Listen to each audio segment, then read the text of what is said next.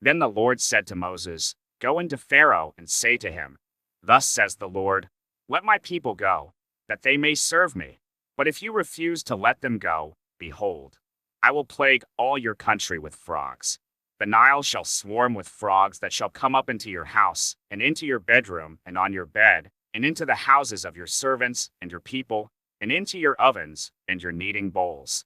The frogs shall come up on you, and on your people, and on all your servants.'"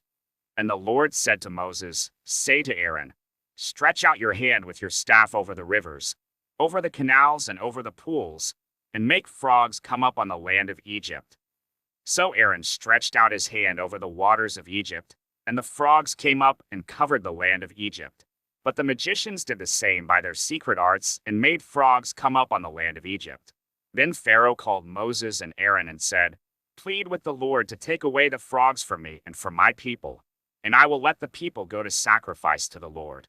Moses said to Pharaoh, "Be pleased to command me when I am to plead for you, and for your servants and for your people, that the frogs be cut off from you and your houses and be left only in the Nile." And he said, "Tomorrow." Moses said, "Be it as you say, so that you may know that there is no one like the Lord our God. The frogs shall go away from you, and your houses, and your servants, and your people. They shall be left only in the Nile." So Moses and Aaron went out from Pharaoh, and Moses cried to the Lord about the frogs, as he had agreed with Pharaoh. And the Lord did according to the word of Moses. The frogs died out in the houses, the courtyards, and the fields, and they gathered them together in heaps, and the land stank. But when Pharaoh saw that there was a respite, he hardened his heart and would not listen to them, as the Lord had said. Then the Lord said to Moses, "Say to Aaron, stretch out your staff and strike the dust of the earth, so that it may become gnats in all the land of Egypt." And they did so. Aaron stretched out his hand with his staff and struck the dust of the earth, and there were gnats on man and beast. All the dust of the earth became gnats in all the land of Egypt. The magicians tried by their secret arts to produce gnats, but they could not. So there were gnats on man and beast. Then the magicians said to Pharaoh, "This is the finger of God."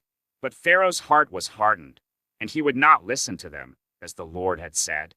Then the Lord said to Moses, "Rise up early in the morning and present yourself to Pharaoh, as he goes out to the water, and say to him, 'Thus says the Lord, let my people go, that they may serve me. Or else, if you will not let my people go, behold, I will send swarms of flies on you, and your servants and your people, and into your houses. And the houses of the Egyptians shall be filled with swarms of flies, and also the ground on which they stand. But on that day I will set apart the land of Goshen, where my people dwell, so that no swarms of flies shall be there, that you may know that I am the Lord in the midst of the earth. Thus I will put a division between my people and your people. Tomorrow this sign shall happen." And the Lord did so. There came great swarms of flies into the house of Pharaoh, and into his servants' houses. Throughout all the land of Egypt the land was ruined by the swarms of flies. Then Pharaoh called Moses and Aaron and said, "Go, sacrifice to your God within the land." But Moses said, "It would not be right to do so, for the offerings we shall sacrifice to the Lord our God are an abomination to the Egyptians. If we sacrifice offerings abominable to the Egyptians before their eyes, will they not stone us? We must go 3 days' journey into the wilderness and sacrifice to the Lord our God as he tells us." So Pharaoh said, "I will let you go to sacrifice to the Lord your God in the wilderness. Only you must not go very far away. Plead for me." Then Moses said, "Behold, I am going out from you, and I will plead with the Lord that the swarms of flies may depart from Pharaoh, from his servants, and from his people, tomorrow. Only let not Pharaoh cheat again by not letting the people go to sacrifice to the Lord." So Moses went out from Pharaoh and prayed to the Lord. And the Lord did as Moses asked, and removed the swarms of flies from Pharaoh, from his servants, and from his people. Not one remained. But Pharaoh hardened his heart this time also, and did not let the people go.